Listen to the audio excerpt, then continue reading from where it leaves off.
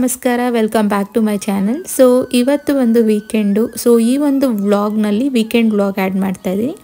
ಮತ್ತು ನೀವು ನನ್ನ ಪ್ರೀವಿಯಸ್ ವ್ಲಾಗ್ ನೋಡಿದರೆ ವೀಕೆಂಡು ಒಂದು ಪಿಕ್ನಿಕ್ ಹೋಗಿದ್ವಿ ಹಿಲ್ ಸ್ಟೇಷನ್ಗೆ. ಸೊ ಅದರಲ್ಲಿ ಪ್ರಾನ್ ಗೀ ರೋಸ್ಟ್ನ ಲಂಚಿಗೆ ತೊಗೊಂಡೋಗಿದ್ದೆ. ಸೊ ಅದ್ರದ್ದು ರೆಸಿಪಿ ಶೇರ್ ಮಾಡಿ ಅಂತ ಕೆಲವೊಬ್ಬರು ಕಮೆಂಟ್ ಮಾಡಿದ್ರಿ. ಸೊ ಹೆಂಗೂ ಅದರದ್ದೆಲ್ಲ ಕ್ಲಿಪ್ಪಿಂಗ್ಸ್ ನನ್ನ ಹತ್ರ ಇತ್ತು. ಸೊ ಅದನ್ನು ಎಡಿಟ್ ಮಾಡಿ ಇವತ್ತು ಆ ರೆಸಿಪಿನ ಶೇರ್ ಮಾಡ್ಕೊಳ್ತೀನಿ. ಮತ್ತು ಕೆಲವೊಂದು ವಿಚಾರಗಳು ಕೂಡ ನಿಮ್ಮೆಲ್ಲರ ಜೊತೆ ಶೇರ್ ಮಾಡ್ಕೋಬೇಕು ಅನ್ನಿಸ್ತು. ಸೊ ಈ ವ್ಲಾಗ್ ಮುಖಾಂತರ ಅದನ್ನು ಸಹ ನಿಮ್ಮೆಲ್ಲರ ಜೊತೆ ಶೇರ್ ಮಾಡ್ಕೊಳ್ತಾ ಇದ್ದೀನಿ.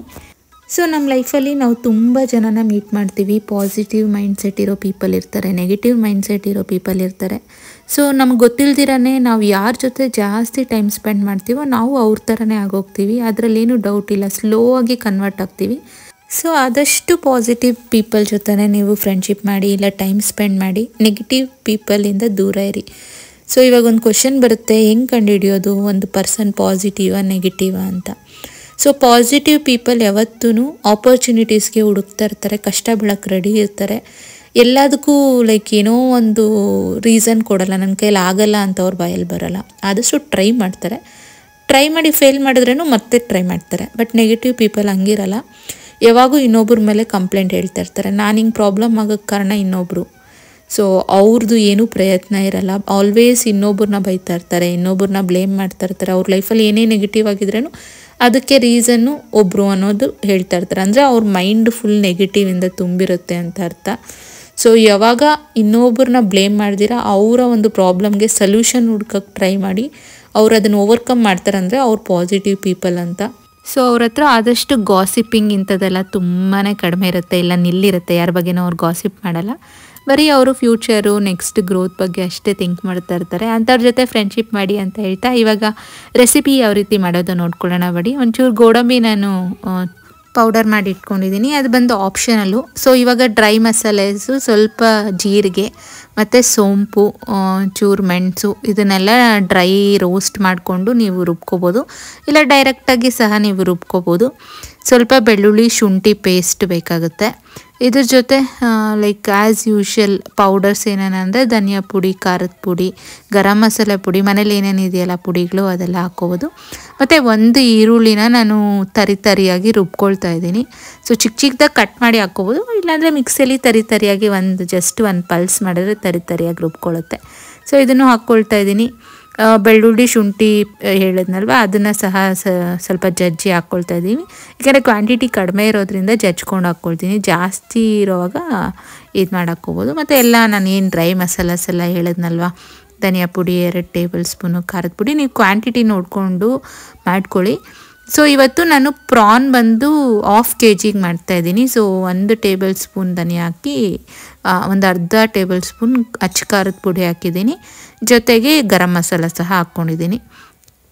ಸೊ ಇಷ್ಟು ಹಾಕ್ಕೊಂಡು ನೀಟಾಗಿ ಮಿಕ್ಸ್ ಮಾಡ್ಕೊಳ್ಬೇಕು. ಇವಾಗ ಒಂದು ಅರ್ಧ ಪ್ಯಾಕೆಟ್ ಅಷ್ಟು ಮೊಸರು ಹಾಕ್ಕೊಳ್ತಾ ಇದ್ದೀನಿ. ಅರ್ಧ kg ಪ್ರಾನ್ಸ್ಗೆ 1/4 ಲೀಟ್ರ್ ಮೊಸರಲ್ಲಿ ಒಂದು ಅರ್ಧ ಪ್ಯಾಕೆಟ್ ಹಾಕ್ಕೊಳ್ಳಿ, ಸಾಕಾಗುತ್ತೆ. ಸೊ ಇಷ್ಟು ಎಲ್ಲ ಹಾಕ್ಕೊಂಡ್ಮೇಲೆ ಇವಾಗ ಪ್ರಾನ್ಸ್ ಏನು ಎಲ್ಲ ಕ್ಲೀನ್ ಮಾಡಿ ನೀಟಾಗಿ ಇಟ್ಕೊಂಡಿದ್ದೀನಿ 1/2 kg, ಅದನ್ನು ಹಾಕ್ತಾಯಿದ್ದೀನಿ. ಕಿಂಗ್ ಪ್ರಾನ್ಸ್ ಅಂತಾರಲ್ವ, ಅದು ತುಂಬ ರುಚಿಯಾಗಿರುತ್ತೆ. ಸೊ ಇದು ಫುಲ್ಲು ಚೆನ್ನಾಗಿ ನೀವು ಮಿಕ್ಸ್ ಮಾಡ್ಕೋಬೇಕು. ಅಂದರೆ ಆ ಮಸಾಲೆ ಏನೇನು ಇದೆಯಲ್ಲ ಅದೆಲ್ಲ ಇದಕ್ಕೆ ಹಿಡಿಬೇಕು. ಇವಾಗ ಕೊತ್ತಂಬರಿ ಸೊಪ್ಪು, ಪುದೀನ ಸೊಪ್ಪು ಚಿಕ್ಕದಾಗಿ ಕಟ್ ಮಾಡಿ ಇವಾಗೆ ಹಾಕ್ಕೊಂಬಿಡ್ತಾಯಿದ್ದೀನಿ. ನೆಕ್ಸ್ಟು ಅರ್ಧ ನಿಂಬೆಹಣ್ಣು. ಸೊ ಇಷ್ಟೂ ಮಿಕ್ಸ್ ಮಾಡಿಕೊಂಡು ಮ್ಯಾರಿನೇಷನ್ಗೆ ಇಡಬೇಕಾಗುತ್ತೆ. ಸೊ ಎಷ್ಟು ಹೊತ್ತು ಮ್ಯಾರಿನೇಟ್ ಮಾಡ್ತೀರೋ ಅದು ಉಪ್ಪು ಖಾರ ಮಸಾಲೆ ಎಲ್ಲ ಚೆನ್ನಾಗಿ ಹಿಡಿಯುತ್ತೆ. ಇಲ್ಲ ಟೈಮ್ ಇಲ್ಲ ಅಂತ ಅಂದರೆ ಲೈಕ್ ನೀವು ಬೇರೆ ಏನಾದರೂ ಲೈಕ್ ಸೈಡ್ ಡಿಶ್ ಬದಲು ಸಾಂಬಾರೆಲ್ಲ ಮಾಡ್ಕೊಳ್ಳೋ ಟೈಮಲ್ಲಿ ಮ್ಯಾರಿನೇಷನ್ 15 ಮಿನಿಟ್ಸ್ ಇಟ್ಟು ಕೂಡ ಮಾಡ್ಕೋಬೋದು. ಸೊ ಇವತ್ತು ಟೈಮ್ ಇಲ್ಲ ನನಗೆ, ಅದಕ್ಕೆ ನಾನು ಮ್ಯಾರಿನೇಷನ್ ಏನು ಮಾಡಿಲ್ಲ. ಈ ಸಾಂಬಾರು ಇದೆಲ್ಲ ಮಾಡೋ ಟೈಮಲ್ಲಿ ಮ್ಯಾರಿನೇಷನ್ಗೆ ಇಟ್ಟಿದ್ದೆ. ಸೊ ಇವಾಗ ಕರಿ ಆಲ್ಮೋಸ್ಟ್ ಆಗಿದೆ, ಚಿಕನ್ ಕರಿ. ಅದು ಆ ಟೈಮಲ್ಲಿ ಮ್ಯಾರಿನೇಷನ್ ಮಾಡಿಟ್ಟು ಇವಾಗ ಕರಿಬೇವು ಹಾಕ್ಕೊಂಡು ಈ ಒಂದು ಪ್ರಾನ್ಸ್ ಏನು ಮ್ಯಾರಿನೇಟ್ ಮಾಡಿ ಇಟ್ಟಿದ್ನಲ್ವ ಅದನ್ನು ಹಾಕ್ಕೊಳ್ತಾ ಇದ್ದೀನಿ. ತುಂಬ ಈಸಿ ಇದು ಮಾಡೋದು. ಸೊ ಇದು ಮ್ಯಾರಿನೇಷನ್ ಮಾಡಿ ಇಟ್ಬಿಟ್ಟಿದ್ದೀವಿ ಅಂದರೆ ಅದು ಗೀ ರೋಸ್ಟ್ ರೆಡಿ ಆಗಿದೆ ಅಂತಲೇ. ಸೊ ಇವಾಗ ರುಚಿಗೆ ತಕ್ಕಷ್ಟು ಉಪ್ಪು ಹಾಕ್ಕೊಳ್ತಾ ಇದ್ದೀನಿ. ಸೊ ಎಲ್ಲ ನೀಟಾಗಿ ಆ ಎಣ್ಣೆ, ಕರಿಬೇವು ಇದೆಲ್ಲ ಫ್ಲೇವರ್ ಅದು ಪ್ರಾನ್ಸ್ಗೆ ಹಿಡಿಬೇಕು. ನೀರಾಗಿ ಬಿಟ್ಕೊಳ್ಳುತ್ತೆ ನೀವು ಮುಚ್ಚಿಟ್ರೆ.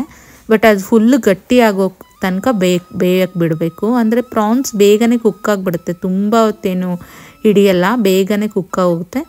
ನೋಡಿ ಸ್ವಲ್ಪ ಒಂದು 15 ಮಿನಿಟ್ಸ್ ಆಗೋಷ್ಟರಲ್ಲಿ ನೋಡಿ ಈ ಥರ ಗ್ರೇವಿ ಬಿಟ್ಕೊಂಡು ಬರ್ತಾಯಿದೆ, ಎಣ್ಣೆ ಎಲ್ಲ ಬಿಟ್ಕೊಂಡು ಬರ್ತಾಯಿದೆ. ಸೊ ಗೀ ರೋಸ್ಟ್ ಆಗಿರೋದ್ರಿಂದ ನೀವು ಗೀಯಲ್ಲಿ ಸಹ ಮಾಡ್ಕೋಬೋದು. ಸೊ ನಾನಿಲ್ಲಿ ಆಫ್ ಎಣ್ಣೆ ಆಫ್ ಗೀ ಹಾಕ್ಕೊಂಡಿದ್ದೆ. ಸೊ ನಿಮಗೆ ರೆಸ್ಟೋರೆಂಟ್ ಸ್ಟೈಲಲ್ಲಿ ಬೇಕಾದರೆ ಈ ಒಂದು ಗೋಡಂಬಿ ಪೌಡ್ರನ್ನ ಲಾಸ್ಟಲ್ಲಿ ಇನ್ನೇನು ಇಳಿಸ್ಕೋಬೇಕಾದ್ರೆ ಅದನ್ನು ಚಳ್ಕೋಬೇಕು, ಮುಂಚೆನೇ ಹಾಕ್ಕೋಬಾರ್ದು. ಸೊ ಇನ್ನೇನು ನಾವು ಸರ್ವ್ ಮಾಡ್ಕೊಳ್ಳೋ ಟೈಮಲ್ಲಿ ಗೋಡಂಬಿ ಪುಡಿ ಮೇಲೆ ಜಸ್ಟ್ ಸ್ಪ್ರಿಂಕಲ್ ಮಾಡ್ಕೋಬೋದು. ಇಲ್ಲ ನಿಮ್ಗೆ ಇಷ್ಟ ಆಗುತ್ತೆ ಆ ಫ್ಲೇವರ್ ಅಂದರೆ ಸ್ವಲ್ಪ ಜಾಸ್ತಿನೇ ಹಾಕ್ಕೊಂಡ್ರೆ ಈ ಥರ ಆಗುತ್ತೆ, ತುಂಬಾ ಚೆನ್ನಾಗಿರುತ್ತೆ. ಬಟ್ ಈ ಗೋಡಂಬಿ ಪುಡಿ ಬಂದು ಆಪ್ಷನಲ್ಲು. ಸೊ ನಿಮಗೆ ಇಷ್ಟ ಇಲ್ಲ ಅಂದರೆ ಅದನ್ನು ಹಾಕ್ಕೋಬೇಡಿ ಗಟ್ಟಿಯಾಗಿ. ಗ್ರೇವಿ ಬೇಕಂದರೆ ಗೋಡಂಬಿ ಇಲ್ದಿರನ್ನೇ ನೀವು ತಿನ್ಬೋದು. ಸೊ ಇದು ನನ್ನ ಒಂದು ಬ್ರೇಕ್ಫಾಸ್ಟ್ ಮೆನ್ಯೂ. ಸೊ ಇವತ್ತು ಬಿರಿಯಾನಿ, ಚಿಕನ್ ಕರಿ ಮತ್ತು ಪ್ರಾನ್ ಗೀ ರೋಸ್ಟ್ ಮಾಡ್ಕೊಂಡಿದ್ದೆ. ಸೊ ಮಧ್ಯಾಹ್ನದ ಲಂಚ್ಗೆ ಆಲ್ರೆಡಿ ಚಿಕನ್ ಕರಿ ಮತ್ತು ಪ್ರಾನ್ ಗೀ ರೋಸ್ಟ್ ಏನು ಬೆಳಗ್ಗೆ ಮಾಡ್ಕೊಂಡಿದ್ನಲ್ಲ ಅದೇ ಇತ್ತು. ಅದ್ರ ಜೊತೆಗೆ ಸ್ವಲ್ಪ ಚಪಾತಿ ಸಹ ಮಾಡ್ಕೊಂಡಿದ್ದೆ. ಸೊ ಇವತ್ತು ಒಂದು ಪಿಕ್ನಿಕ್ ಪ್ಲ್ಯಾನ್ ಮಾಡಿದ್ದೀನಿ. ನೀವೇನಾದರೂ ನನ್ನ ಪ್ರೀವಿಯಸ್ ವ್ಲಾಗ್ಸ್ನೆಲ್ಲ ನೋಡ್ತಾ ಇದ್ದರೆ ಅದರಲ್ಲಿ ಒಂದು ಪಿಕ್ನಿಕ್ ವ್ಲಾಗ್ನ ಆ್ಯಡ್ ಮಾಡಿದ್ದೀನಲ್ಲ, ಸೊ ಅದು ಇದ್ರದ್ದು ಕಂಟಿನ್ಯೂಯೇಷನ್ ವ್ಲಾಗ್ ಅಂತಲೇ ಹೇಳ್ಬೋದು. ಸೊ ಎಲ್ಲಿ ಹೋಗಿದ್ವಿ, ಯಾವ ರೀತಿ ಎಂಜಾಯ್ ಮಾಡಿದ್ವಿ ಅಂತ ಅದೊಂದು ವ್ಲಾಗಲ್ಲಿ ನಾನೆಲ್ಲ ಆ್ಯಡ್ ಮಾಡಿದ್ದೀನಿ. ಸೊ ನೀವೇನ ಇನ್ನೂ ನೋಡಿಲ್ಲ ಅಂದರೆ ಇದೇ ವ್ಲಾಗ್ನ ಒಂದು ಡಿಸ್ಕ್ರಿಪ್ಷನಲ್ಲಿ ಅದರದ್ದು ಲಿಂಕ್ ಸಹ ಶೇರ್ ಮಾಡಿರ್ತೀನಿ, ಹೋಗಿ ಚೆಕ್ ಮಾಡಿ ನಿಮಗೇನಾದರೂ ಇಂಟ್ರೆಸ್ಟ್ ಇದ್ದರೆ. ಮತ್ತು ಹೀಗಿತ್ತು ನನ್ನ ಒಂದು ದಿನ.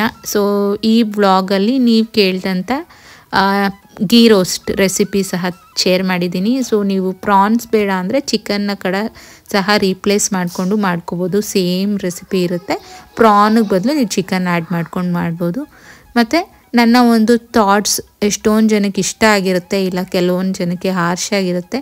ಯಾರಿಗೆಲ್ಲ ಇಷ್ಟ ಆಗಿಲ್ಲೋ ದಯವಿಟ್ಟು ನನ್ನ ಮಾತುಗಳನ್ನ ಇಗ್ನೋರ್ ಮಾಡಿ, ಯಾರಿಗೆಲ್ಲ ಇಷ್ಟ ಆಗಿದೆಯೋ ಅವರು ದಯವಿಟ್ಟು ಅಳವಡಿಸ್ಕೊಳ್ಳಿ ಅಂತ ಹೇಳ್ತಾ, ಕೊನೆ ತನಕ ನೋಡ್ತಾರೋ ನಿಮ್ಮೆಲ್ಲರಿಗೂ ಥ್ಯಾಂಕ್ಸ್ ಹೇಳ್ತಾ ಈ ವ್ಲಾಗ್ನ ನಾನು ಇಲ್ಲಿಗೆ ಮುಗಿಸ್ತಾ ಇದ್ದೀನಿ. ಮತ್ತೆ ಸಿಗೋಣ.